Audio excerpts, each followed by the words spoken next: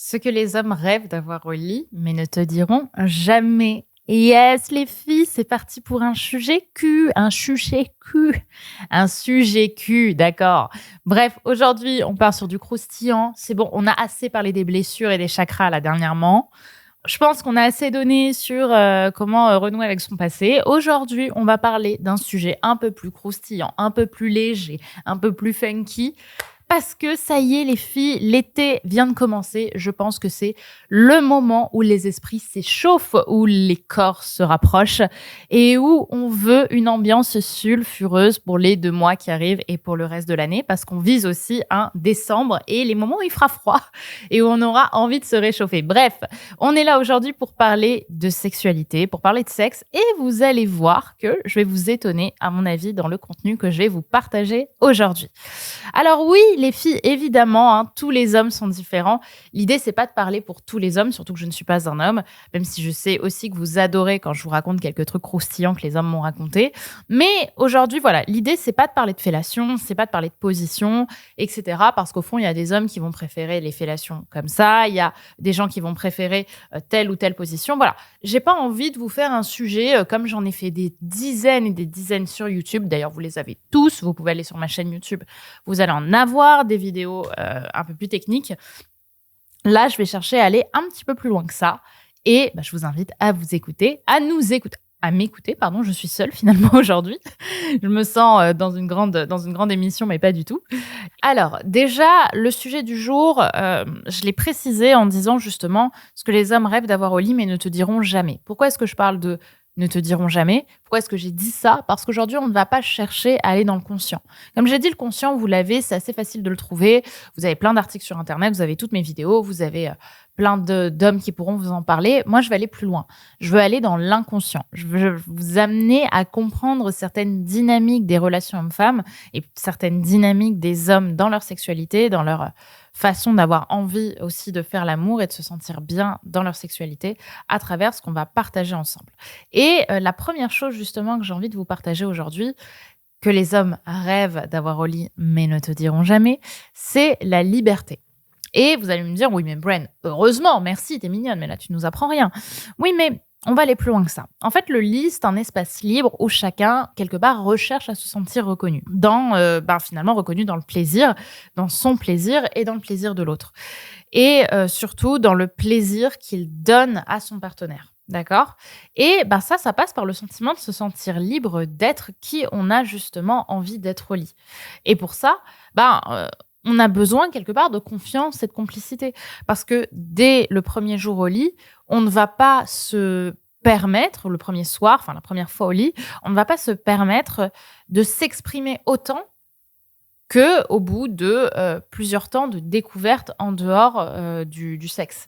Et le truc qui est intéressant avec ça, c'est que la plupart des gens n'en ont pas conscience. C'est-à-dire qu'un homme va se sentir, et une femme aussi, va se sentir libre dès le départ au lit en se disant « oui, je fais ce que je veux ». Mais dans les faits, il n'est simplement pas arrivé à un niveau de conscience qui lui permet de prendre conscience justement de certaines émotions ou de certains sentiments qui ne peuvent s'autoriser à apparaître qu'avec le temps.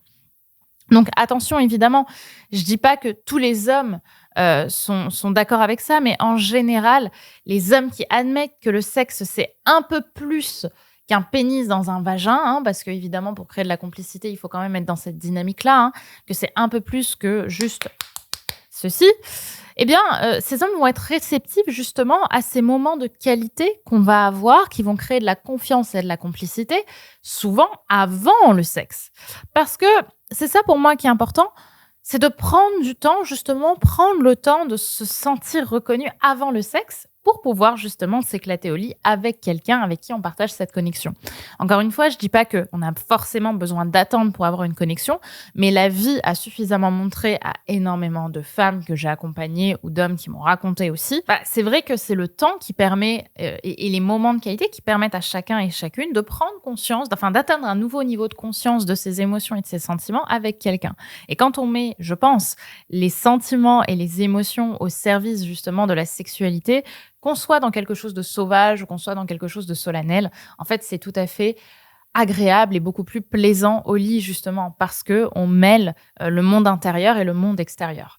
Et justement, dans une grande partie des cas, pour mêler ce monde intérieur et ce monde extérieur, eh bien, on a besoin de ce temps de découverte qui se fait pour moi principalement avant le sexe, avec le temps, pour avoir justement cette liberté de s'exprimer pleinement. Donc ça, c'était le premier point que je voulais voir avec vous, cette liberté de pouvoir être et ressentir tout ce que l'on peut et tout ce que l'on veut. Et ça passe par du temps de découverte. La deuxième chose que j'ai envie de vous partager aujourd'hui, c'est l'art de la sensualité. Oui, les hommes aiment la sensualité. Alors, je vais peut-être vous étonner parce que par sensualité, j'entends pas forcément être la femme qui fait les meilleures, comme je l'ai dit, fellations ou les meilleures positions ou qui est la plus souple et tralala et tralala. Non, ça c'est super si on l'a, mais je veux dire, c'est pas ça qui va rendre les hommes, les hommes aussi dingues que ce que j'essaie de vous amener, de ce dans quoi j'essaie de vous amener avec ce podcast.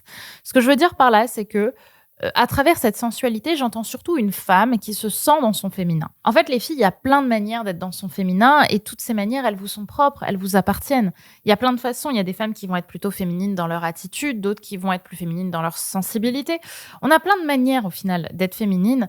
Et en fait, je pense qu'au lit, l'idée, c'est qu'on recherche à connecter profondément justement avec son genre, avec sa manière justement pour les femmes de se sentir femme, de se sentir dans son féminin et dans cette énergie yin qu'on partage. Et connecter justement avec son genre, c'est aussi avoir son propre rapport à son corps et à travers la relation sexuelle qu'on va avoir avec un homme, ça va être une relation sexuelle aussi qu'on va avoir avec soi. C'est une manière aussi d'appréhender et d'embrasser son corps. Et à travers ça, il y a une forme d'excitation aussi pour les hommes d'avoir une femme qui se sent dans son féminin, qui se sent dans son corps et qui connecte aussi du coup pleinement à son masculin. Parce que c'est ça qui est bien derrière. C'est que la sensualité, c'est votre propre manière, mesdames, d'être féminine. Et tout ça permet aussi à l'autre, d'une certaine manière, d'être dans son masculin, de trouver sa propre connexion à son masculin et de se sentir vertical quelque part aussi par rapport à ça. À tous les sens du terme, mesdames. Vous avez capté. Bref, encore une fois, c'est pas binaire cette histoire, évidemment, mais on va vraiment vers cette dynamique de fluidité entre le féminin et le masculin, à travers son genre, à travers son énergie, à travers justement sa manière de se sentir femme. Nous, dans notre manière, parce que là, je parle à des femmes, dans notre manière de nous sentir femme, on va permettre à l'autre d'avoir de la place pour apparaître justement dans son masculin, dans sa manière et dans son énergie masculine. Et c'est comme ça qu'on va justement danser avec cette sensualité et avec ce yin et ce yang. Donc voilà, dans l'idée, au lit, c'est d'incarner justement cette énergie, vous l'aurez compris, qui nous semble la plus fluide sur l'instant, la plus naturelle et qui nous permet en fait de nous sentir bien, heureuse et d'avoir en face de nous un homme justement qui ressent cette énergie, qui du coup va créer une énergie qui sera très, comme j'ai dit tout à l'heure, verticale à ses sentiments et à son moment, à cet instant T.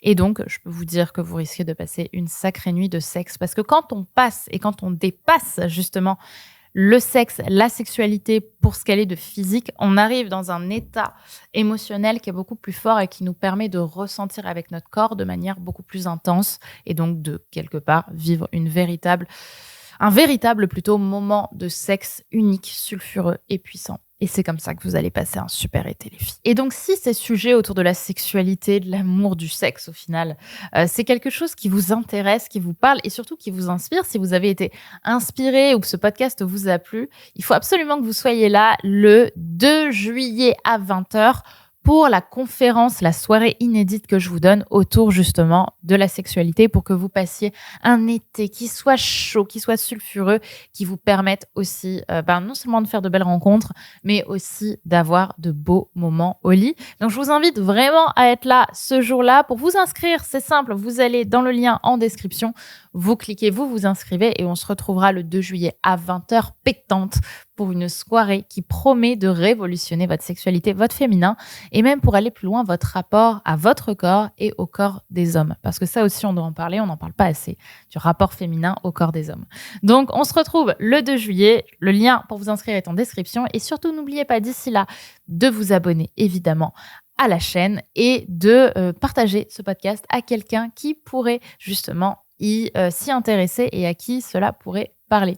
Donc, je vous retrouve très vite pour un nouveau podcast et le 2 juillet pour une soirée sulfureuse. Bye bye!